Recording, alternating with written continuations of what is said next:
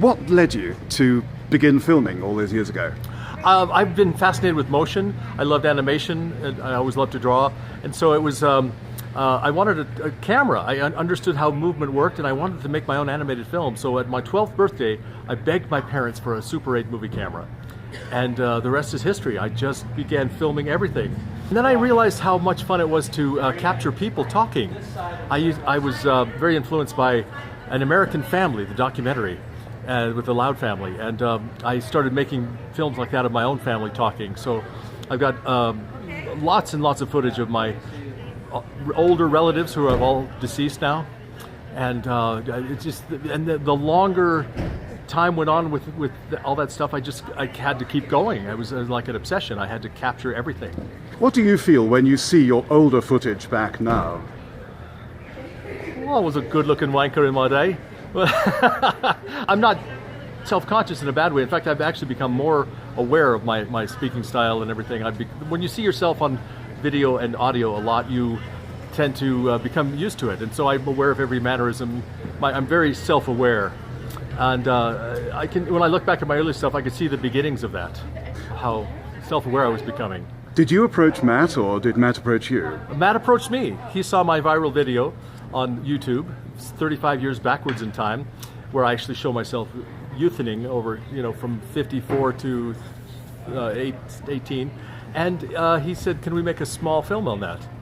And then when he saw the mother load of film that I had in my archive, he decided it had to be a full-length film.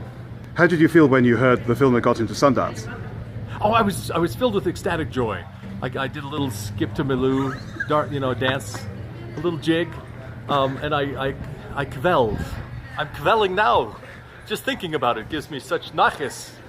How has this changed the way you might film yourself in the future?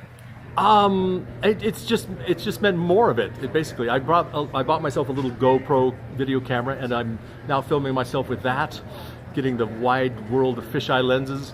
And I've actually spent most of my time being behind the scenes, filming others. But, when no one else was around, who are you going to talk to? The eye of posterity was always there to listen to me. It was a big task. The initial thing was to approach Sam after seeing his video and ask him if he wanted to be in the film. And I showed him an older film I'd made called Shut Up Little Man, which he really liked.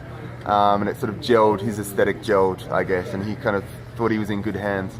But it was a huge task. He would send me like hundreds of hours of footage, and it was a matter of wading through, kind of assembling these massive timelines of his life by year, and then kind of trying to find a narrative, trying to find a kind of beginning, a middle, and an end to a man's life, which is actually a very difficult process. What's Sam like to work with? He's not listening.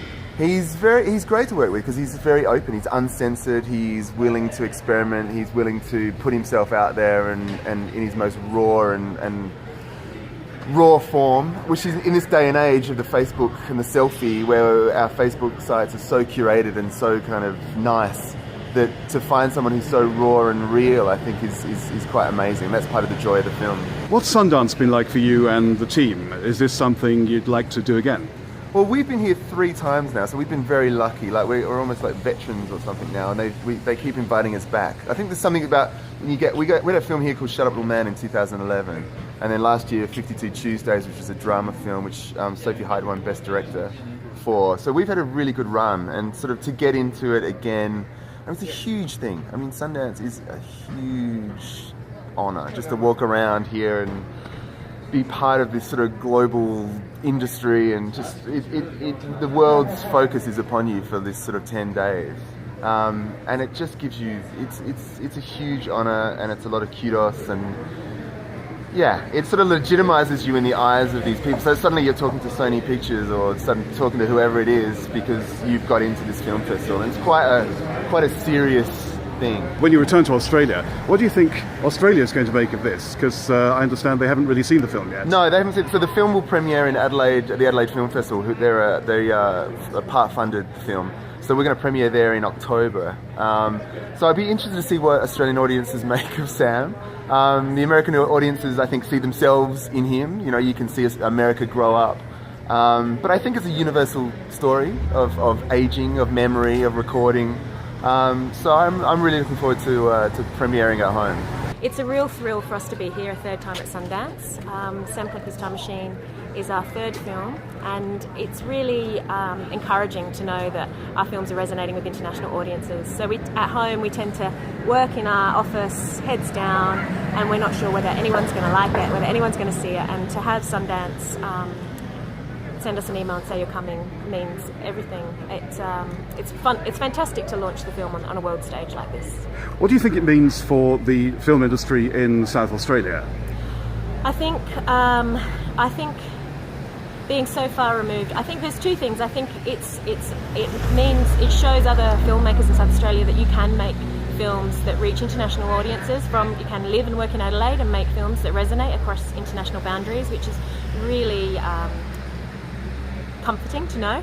But also, I think that each filmmaker's success in South Australia is success for everybody in the industry. Success begets success, and so it's not only a coup for us at Closer, but I think for the whole of the South Australian industry, which is a really creative and connected industry we have there.